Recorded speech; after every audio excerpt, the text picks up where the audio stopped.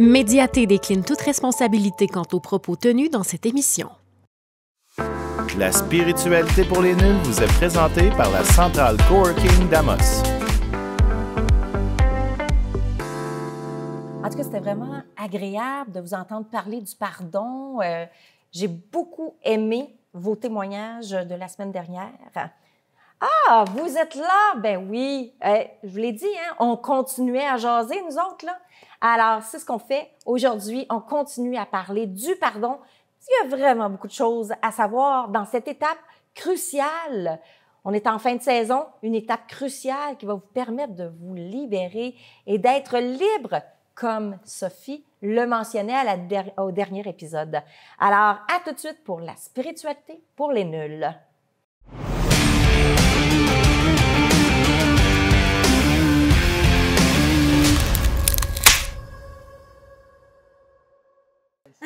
Donc, aujourd'hui, on va parler de la victoire, hein, la victoire et la libération de l'esprit. Puis, j'aimerais que vous puissiez me parler de votre application du pardon au quotidien. En fait, vous avez fait le pardon avec la personne ultime qui vous faisait réagir dans vos blessures. Mais cependant, on vit dans une société où c'est plein de monde. On a tous des blessures qui nous font réagir à des niveaux degrés différents. Mais là, on doit appliquer quand même le pardon au quotidien, là. Sophie? Je dirais que une des belles leçons du courant miracle que j'ai fait, c'était, dans le fond, il n'y en a pas de coupable. Fait que, tu sais, quand on commence à regarder de plus en plus avec le cœur, il n'y en a pas de coupable. Il y a juste quelqu'un qui vient t'enseigner. Fait que chaque personne vient peser sur ton piton pour venir te montrer qu'il y a encore quelque chose en toi, c'est tout. C'est un messager, c'est le livreur Amazon qui vient te montrer qu'il y a encore une peur, une blessure. Fait que moi, je vois de moins en moins de coupables. J'ai vraiment pris conscience que tout partait de moi. Et dans une belle expérience, à un moment donné, j'ai vu que même moi, quand j'avais blessé ou j'avais dérangé, c'est parce que j'étais en train d'enseigner à l'autre. Et c'est comme là qu'il y a eu comme un gros ménage sur ma culpabilité et sur la non-culpabilité de l'autre. Parce que quand on lit juste de même non-coupable, ah ouais, fait que l'autre qui m'a frappé, l'autre qui me fait ci, il n'y a pas de coupable. Puis là, ça fait réagir l'ego, ça, il n'y a pas de coupable. Parce qu'il y a quelque chose qui aime ça, sentir victime, mais tant que tu es une victime, il n'y a rien qui va s'arranger. C'est quand tout part de toi et que tu en prends conscience et que tu l'accueilles et que tu l'acceptes. Et ça, c'est une grande ouverture du cœur, je pense. Et merci la vie de m'avoir apporté tellement de beaux outils. Mais je dirais que Ho'oponopono et le courant miracle ont été deux morceaux qui ont été importants dans mes exercices pour m'amener à voir que finalement, il n'y en a pas de coupable. Mais au début, c'est sûr que c'est difficile à concevoir. Absolument. Puis je te remercie de le dire parce que ça, c'est le mot-clé de l'émission. Il n'y a pas de coupable. Parce qu'on est toujours dans la quête du bonheur. On recherche le bonheur et puis quand on voit des coupables partout, comment est-ce qu'on peut atteindre le bonheur? Puis on ne peut pas changer l'autre. Et c'est ça. Fait qu'on est pris comme victime avec des bourreaux. Tandis qu'à partir du moment où je prends la responsabilité de ce que je vois, de ce que je ressens, la responsabilité de mon bonheur, finalement. Fait que là, c'est plus mon chum qui est responsable de mon bonheur parce qu'il n'est pas coupable. S'il me fait suer, c'est parce qu'il y a quelque chose en moi, qu'il y a quelque chose à voir, à venir accueillir, à venir... Donc, ma propre imperfection, si elle est accueillie, je vais arrêter de picosser ceux qui en ont. Il y a tout le temps un message. Quand il y a quelqu'un qui vient me déranger, maintenant, je m'en viens m'asseoir avec ça puis dire en quoi est-ce que je lui donne mon pouvoir? Quand tu l'as dit, mon père n'avait plus de pouvoir sur moi. Mais là, il n'y a pas juste le père. Il peut y avoir le collègue de travail à qui tu donnes le pouvoir de te sentir efficace au travail. Il y a la conjointe qui va te donner le pouvoir de te sentir bien ou de te sentir... Mais ça, c'est tout le temps donner notre pouvoir aux autres. Alors, quand on reprend notre pouvoir, c'est je suis la solution. C'est un beau cadeau. Mais en même temps, au début, c'est gros. Mais quand tu fais hey, c'est vrai, tout vient de moi, de mon regard, de mon accueil, de venir penser mes blessures, de venir observer. Et j'ai eu je peux aller vers un petit témoignage, mais à un moment donné, il y a quelqu'un qui est venu vraiment me chercher que je voyais beaucoup, que je ne pouvais pas tasser de ma vie. Parce que, tu sais, des fois, hein, c'est facile si on peut les tasser. Oui, c'est ça, ça ne se fait pas comme ça, là. Mais en même temps, si on le tasse, on ne va pas apprendre la leçon. C'est ça, parce qu'on tasserait tout le monde. Parce que tout le monde nous... Tu sais, tous ceux qui ont des blessures qui sont similaires aux nôtres, qui vont faire réagir, on les tasserait toutes, puis finalement, on deviendrait un ermite dans la forêt, Et voilà. puis on ne bougerait pas de là. On est tous portés à devenir ermite pareil, veut pas, parce que, tu sais, c'est de l'énergie. Tu sais, tu regardes les gens alentour de toi qui sont dans la souffrance, tu sais, dans cette médiocrité-là d'être des victimes, puis ci, puis ça, puis à un moment donné, tu sais, comme les nouvelles à la télé, puis tout ça. Là, t'es comme, j'ai besoin de l'humidité, j'ai besoin d'être en paix en quelque part. Donc, on a besoin d'un endroit pour se ressourcer ici. Donc, c'est bon d'être retiré de temps en temps, mais il faut être capable aussi d'aller dans la ville, autrement Dans dit. le monde. Tu sais, Il faut revenir vers les gens. C'est ça, il faut être capable, comme je disais tantôt, de garder ce qui nous appartient et de dire ça leur appartient. Tu sais, est-ce que j'ai quelque chose à vivre par rapport à ça? Tu sais, comme a dit, il y a quelqu'un qui... OK, là, l'histoire, c'est que est-ce que moi, j'ai quelque chose à lui apprendre ou cette personne-là a quelque chose à m'apprendre? Est-ce que ça m'appartient ou ça leur appartient? Tu sais, on a eu des gens qui nous ont demandé de l'aide. On leur a expliqué, donné des trucs, comment est-ce que nous autres on a vécu, comment est-ce que nous autres on a fait pour dire. Fait que là, la personne me dit, ben ça fait 20 ans que j'essaye. OK, ben là, faut que tu le fasses. Là, il donne des travaux à faire, des choses à faire pour l'amener vers, justement, une libération. Mais les travaux ne se font pas, les choses ne se font pas. Ou ils s'en débarrassent. Tu sais? Fait que là, ben, là, je la confronte. Je dis, ben là, je comprends pourquoi tu dis que tu essayes. Tu ne fais rien de ce qui t'est demandé. Nous, tu nous demandes, est-ce que ça fonctionne? Oui, ça fonctionne. On a aidé des gens dans le passé. On a aidé les gens à se libérer et à vivre. Et on le fait pour soi d'abord. Pour soi d'abord. C'est nous qu'on a passé par là. Donc, on sait que ça fonctionne. Cependant, si tu ne le fais pas, c'est sûr que ça ne fonctionne pas. Mais c'est surprenant de voir comment que les gens sont capables de continuer à souffrir. Moi, j'appelle ça des doubles fonds, des triples fonds. Moi, j'étais rendue à mon fond. Et j'ai dit, là, je t'ai rendue une lâche. Moi, je voulais plus souffrir, là. C'était fini. Fait que donne-moi tout ce qu'il faut. Je grappillais les exercices partout. Ça en était un peu too much, mais j'ai retrouvé mon équilibre après. Mais dans ce temps-là, moi, je vois les gens, mais je fais encore capable de souffrir. Ben bravo, t'es plus tough que moi. T'as pas facé le fond le plus Et dur voilà. encore. Parce que c'est à partir du moment, c'est drôle à dire, là, mais ça reste que c'est ça. C'est à partir du moment où tu as fessé le fond, c'est-à-dire que c'est dur. T'es plus capable. Là, on peut construire. Exact. Pourquoi? Parce qu'à partir de là, tu es sur du solide. Et voilà. Parce que si tu penses que tu as frappé le fond, ça, c'est une autre histoire. Tu penses, non, tu n'es peut-être pas encore rendu là, parce que là, Sinon, tu ferais là, tu essayes. des trucs. OK, quand tu es prête, viens nous voir. Ouais. C'est quoi l'importance du pardon?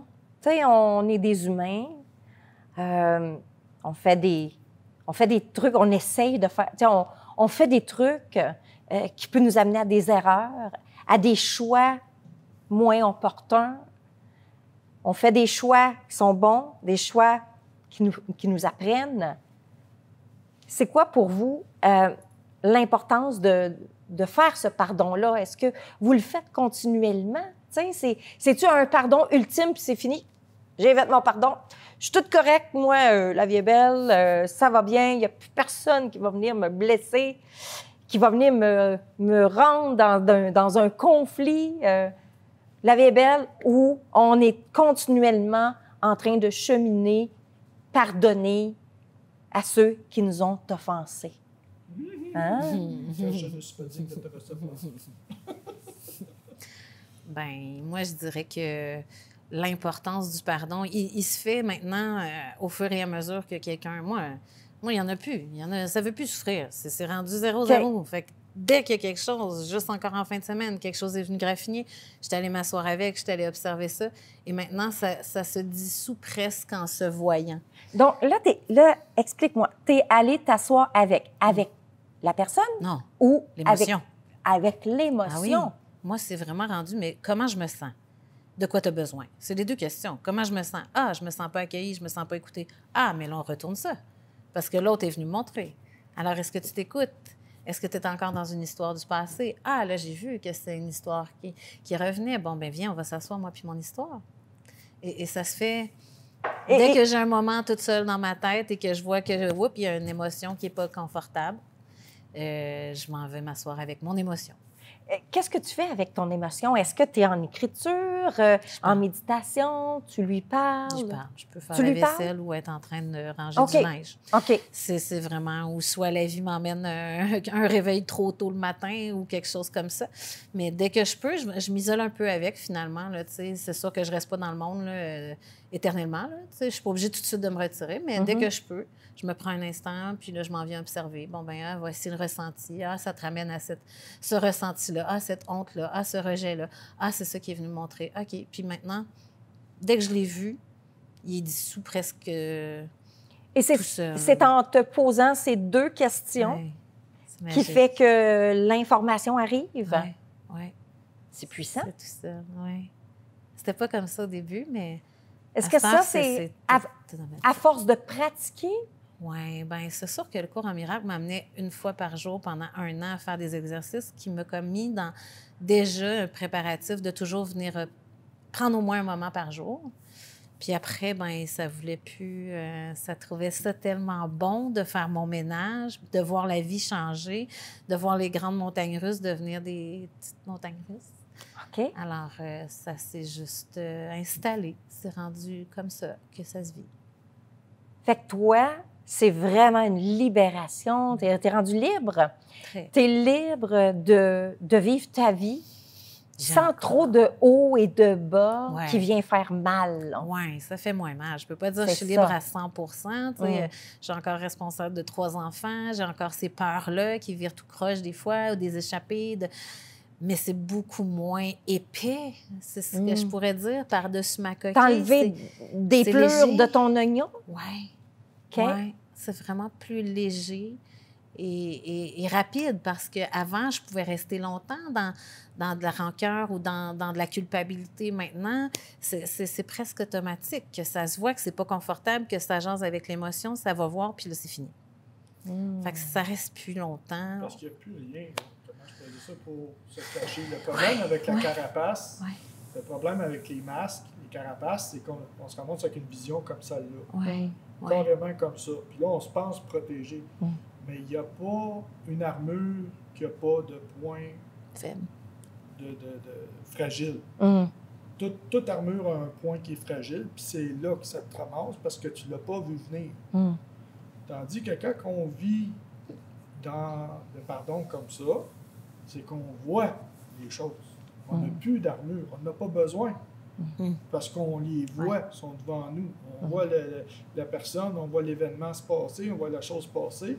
Puis là, on est capable d'apprécier les choses pour ce qu'elles sont. Fait que ça là, ce qui se passe, est-ce que ça m'appartient?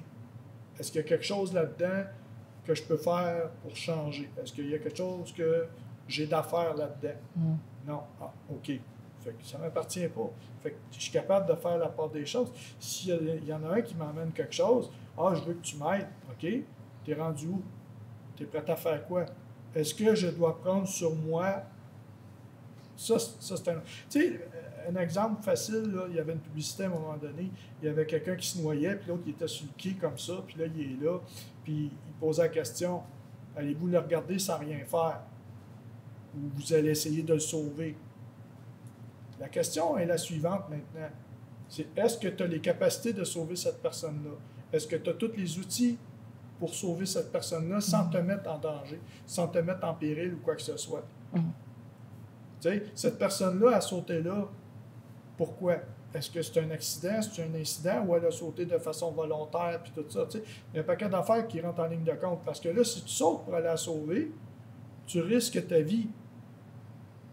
Fait que là, à ce moment-là, j'ai-tu une perche, j'ai-tu quelque chose alentour de moi, un outil, sans me mettre en danger, parce que je dois penser à moi d'abord et avant tout.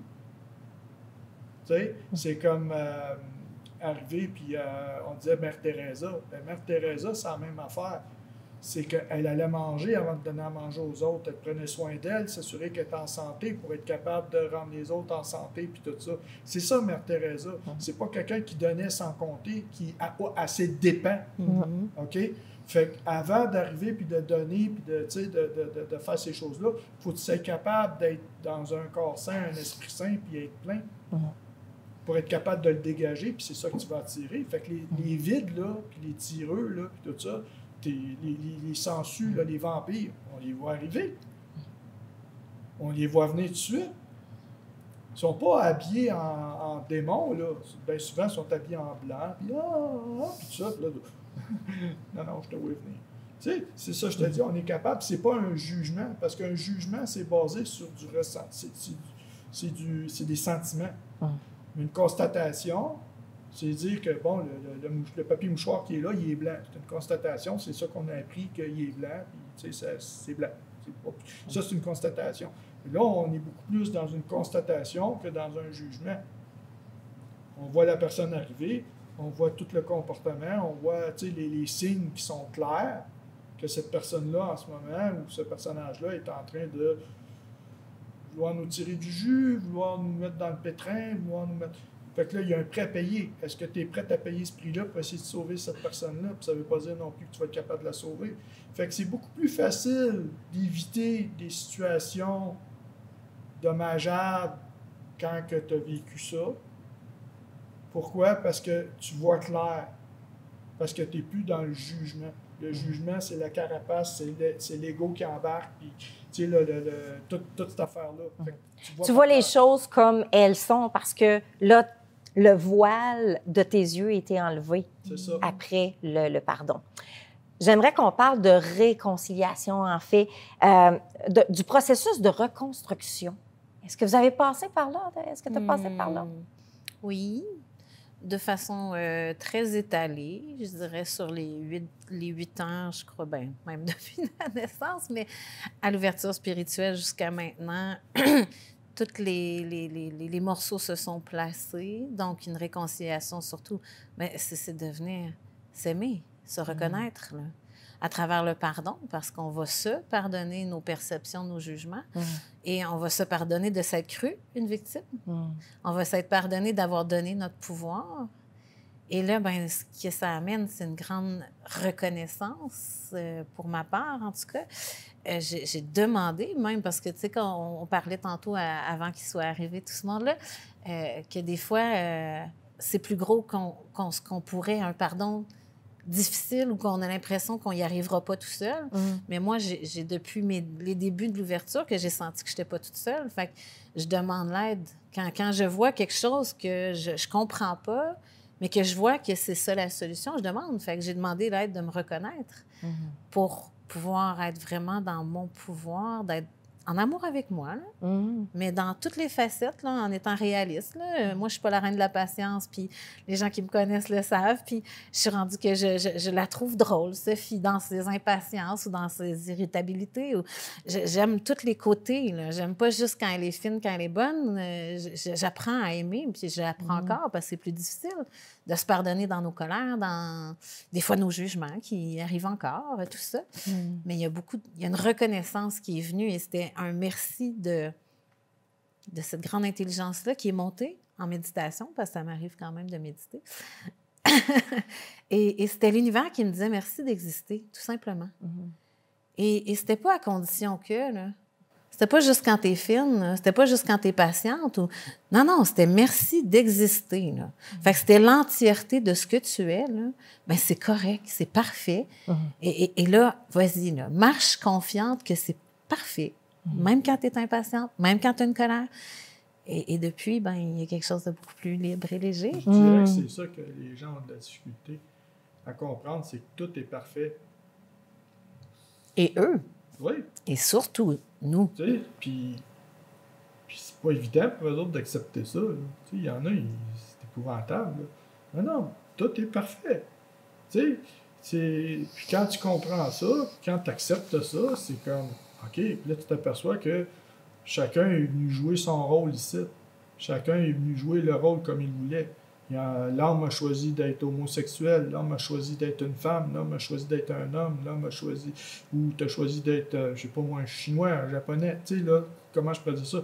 L'homme a choisi de venir vivre une expérience comme celle-là, sur Terre, et le choix est, tu sais, là, c'est ça qui est extraordinaire, là. Puis quand tu apprécies ça, quand tu comprends ça, c'est comme, c'est là que tu t'aperçois que finalement, il n'y a pas plus sourd que celui qui ne veut pas entendre, il n'y a pas plus aveugle que celui qui ne veut pas voir. C'est correct. sais, comme on avait rencontré quelqu'un, puis là, lui, c'est quelqu'un qui est une des incarnations de l'archange Gabriel. Fait que lui, bon, les pouvoirs qu'il a, puis tout ça, j'ai dit, tu pourrais aider tout le monde? Il dit oui. Mais je dis, pourquoi tu le fais pas? Ils m'ont rien demandé. C'est ça le libre arbitre, c'est ça le libre choix. Donc, il faut être un exemple, puis c'est tout. Puis après ça, ils viennent te demander. Et voilà. Là, à ce moment-là, OK, tu viens me demander, cependant, où est-ce que tu es rendu dans ton cheminement? Est-ce que tu es prête à recevoir ce que j'ai à te donner? Est-ce que tu as la volonté? Un minimum de volonté. Est-ce qu'il y a une limite à pardonner? Est-ce qu'il y a des situations où c'est impossible? Je crois pas. Je crois pas. Parce que c'est toujours nous, de toute façon. Et comme tu dis, on a décidé de venir s'incarner, mais je pense que chaque personne est venue jouer son rôle comme bourreau pour venir faire vivre le pardon à quelqu'un. Et j'ai vu dans des histoires très tristes d'enfants décédés, et même de façon très dérangeante, tu sais, quelqu'un qui est venu enlever la vie à un enfant, quelque chose que pour moi, ça, c'était impardonnable, voir les résultats après. Mais sauf que des fois, il faut de la patience pour voir qu'après coup, tu sais, dans ma famille reconstituée, il y a une maman qui est décédée. Sur le coup, c'était une histoire très triste. C'est encore triste, mais je vois les enfants qui maintenant vont tellement bien quand même. Et ils vont avoir appris à travers ça à devenir plus forts. Ils ont quelque chose à apprendre. Fait que je crois pas qu'il y a un pardon. Si tu as un pardon que tu es incapable de faire, demande l'aide. Parce que oui, il y a des pardons que de petits mois, c'est vraiment difficile. Un viol, un meurtre, de l'attaque envers des gens dans l'innocence. Alors, dans ce temps-là, il faut juste demander à plus grand que soi, là, qui est finalement soi. Oui. Pour toi? Ben, c'est ça. Pour moi, c'est l'ego qui va embarquer puis qui va vouloir te garder dans un endroit où tu penses que tu es correct, qui va t'empêcher d'aller au-delà. Parce que, comme j'expliquais, puis je le redis souvent, l'ego, c'est l'expression de ton instinct. Ton instinct, il est là pour te protéger. Ton instinct, il est là pour te garder sécuritaire, t'es bien, tu sais, blablabla. Fait qu'il va beaucoup justifier, il va beaucoup, tu sais. Fait que c'est dans ce temps-là que les gens, c'est ça son plus gros...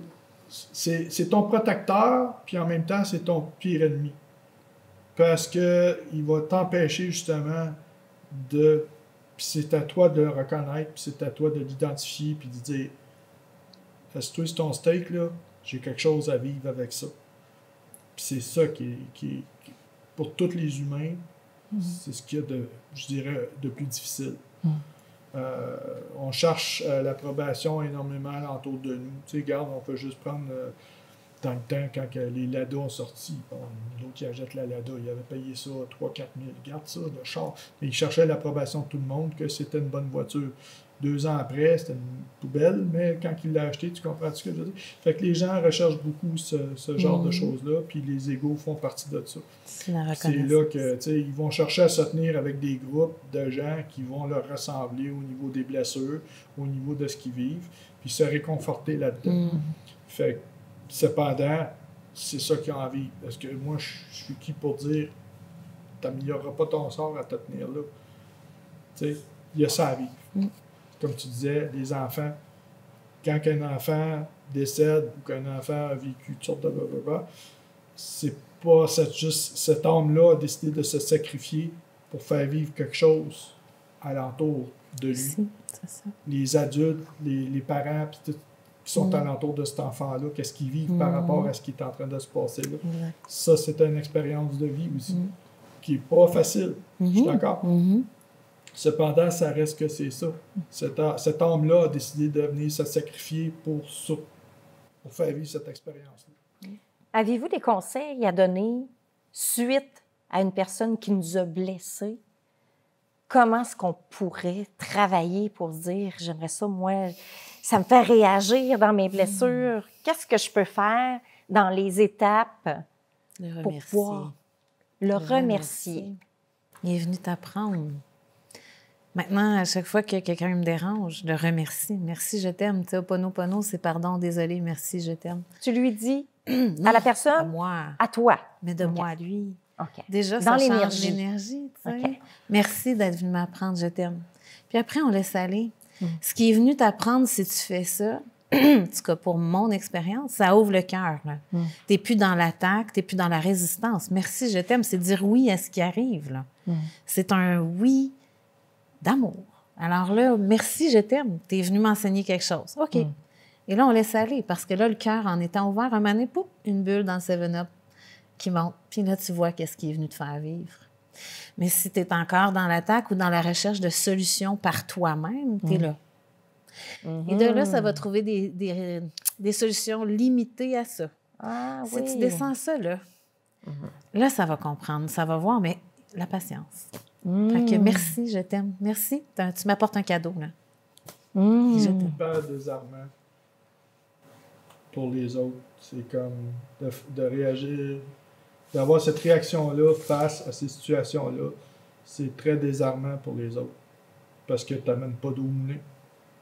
Tu fais pas réagir. Donc, tu veux dire que la personne, c'est pas intentionnel ce qu'elle fait, là. Elle le fait dans sa blessure. Ouais. Donc, tu es en train de dire comme quoi que cette personne-là, elle te le fait, mais tu ne réagis pas dans ta blessure à alimenter ce qu'il vient de te dire pour justement une attaque de front. Tu réagis pas. Non. Et à la suite, qu'est-ce que tu fais? Parce que là, toi, c'est peut-être venu te faire mal. Là. Tu sais, tu réagis pas, mais comment est-ce que toi, tu gères ça, là? Pour pas que ta blessure soit en réaction? Comment je pourrais dire ça? Est-ce que tu t'es construit une armure? Non, c'est pas une armure. C'est que là, je regarde ce qui se passe. Tu sais, je l'enregistre en quelque part, mais tu sais, là, je laisse pas réagir. Je laisse pas amener ça là, à un point. À alimenter, à devenir un alimenter, drame là, à l'intérieur de toi. Là. Fait que j'aime mieux pas. Je parle plus. Je dis plus rien. Merci. Bye bye. Bonne journée. Je passe à d'autres choses. Pourquoi? Parce que si j'ai une réaction négative, défensive face à ça, tout de suite, ça va grimper. Merci beaucoup à vous deux. Je ne sais pas si vous m'avez vu, là, mais j'ai été sur le bout de ma chaise tout le temps. Donc, ce qui veut dire que je suis en réception, je suis en accueil, je reçois. C'est un beau cadeau que vous nous avez fait aujourd'hui de partager votre expérience dans le pardon. Et ça va faire du bien à plein de monde. Alors, merci beaucoup. On vient de franchir une autre étape dans notre quête du bonheur. La semaine prochaine, dernière étape où on en a parlé aujourd'hui, gratitude. Alors, comment est-ce qu'on va cultiver cette gratitude-là? Alors, dernier épisode la semaine prochaine. Ne manquez pas ça parce que ça va être un autre épisode super intéressant. Merci beaucoup. À la prochaine. Ciao!